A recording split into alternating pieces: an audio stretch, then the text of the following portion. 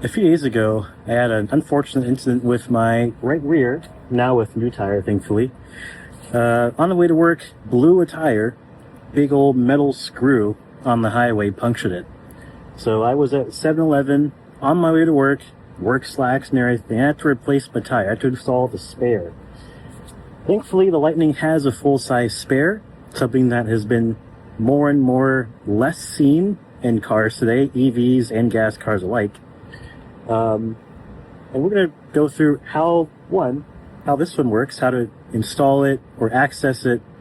There's, a built-in kit for it in here, and including a wrench and everything. I use an impact, thankfully. But yeah, it definitely came in clutch.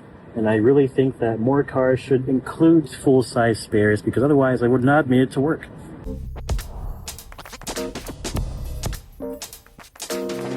So usually when you're accessing the spare tools, it'll actually be back here behind the seat. You pull this little thing here, and behind there will be the jack and all the other metal rods and stuff like that you need. I already got them out since I replaced the spare already. And it is back here along with the tire itself. So the spares here and all the metal stuff, it's all over the place because just been sitting in my bed, so it's more convenient to film. Now the spare usually will be under here, and it's mounted exactly like the gas F-150s, which is pretty cool. Uses the same exact system. And there we go. Gimmel's having a stroke. But see, that thing right there is what will hold the spare. And you take this long rod, a couple other pieces. Oh, it's also attached. Hold on. Into the bed we go. So it's a few separate pieces. This long thing here, it basically is what you would use to wrench the bolts. I have an impact, so I didn't need to use that, thankfully. But it's a few pieces that you attach together so you have enough leverage, and you use this for both cranking the scissor jack right here and accessing the spare. So we'll go scissor jack, put that down here, and you basically will take the contraption and hook it right here, and then you twist it. So if I put this like so, you're just twisting it. If I can do it without immediately failing. Whoop. There we go. So in this case we're going to go left, so it's much easier when there's actual weight on it. But that's pretty much how it goes. You just twist this thing back and forth, and that's how it works.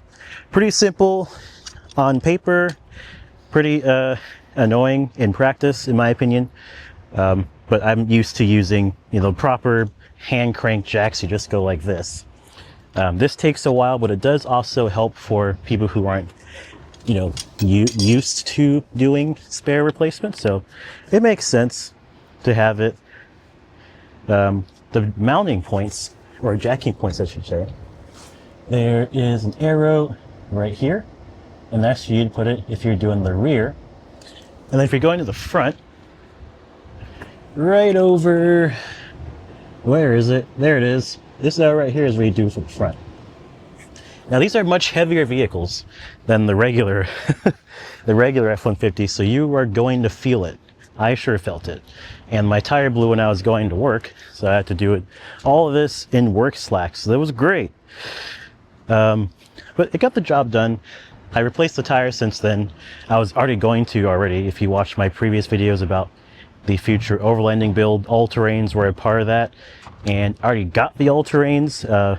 My buddy Jose from Rivian Tracker had some extra ATs laying around, so they happened to fit this exact tire size, which is awesome. So put these on, and my all seasons are in storage for now.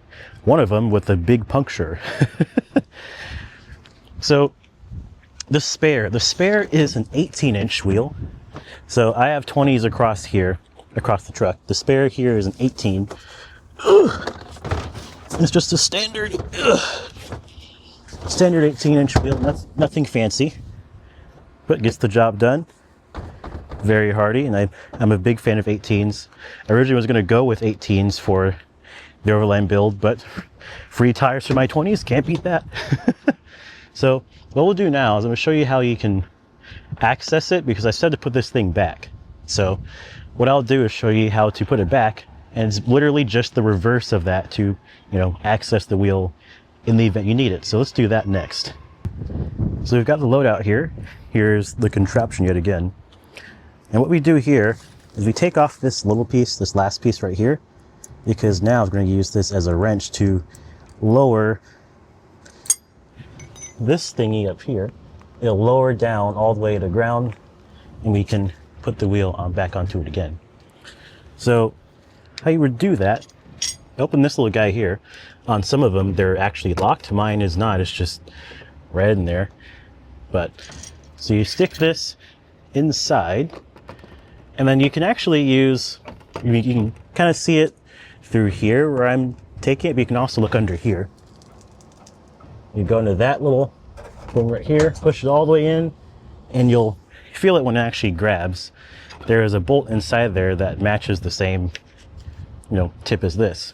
So start twisting it, turn it left, and it's going to take a long time.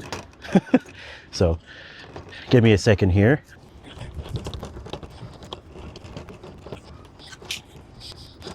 All right, so now it's all the way down. What we'll do is we'll slide the spare under there, and then we'll attach it. So we take this thing here, and it's actually two parts. So you stick this, so when it's like in this position, it can't go anywhere. We've separated them. Stick this in, and you stick this sideways all the way down, so when it pulls back up, now it's locked. So now that's in, we kind of center it as best as we can,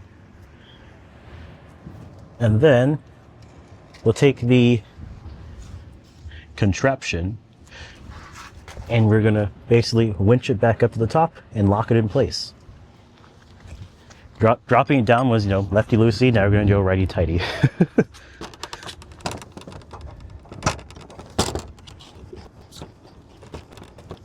Good.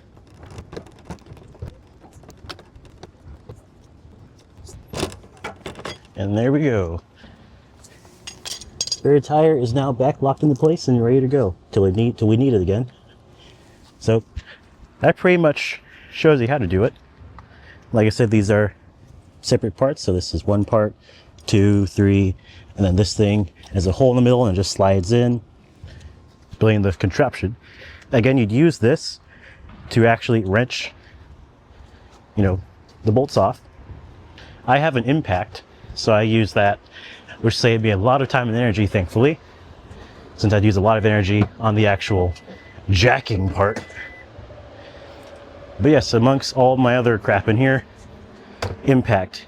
It's not cordless, but thankfully there are outlets everywhere, all throughout the truck, so I just plugged it up on the bed and got to work. But that pretty much shows you how to access the Spare Lightning. And I'm very grateful that the Lightning does include a spare, because again, they're becoming a rarity in EVs, but also just cars in general.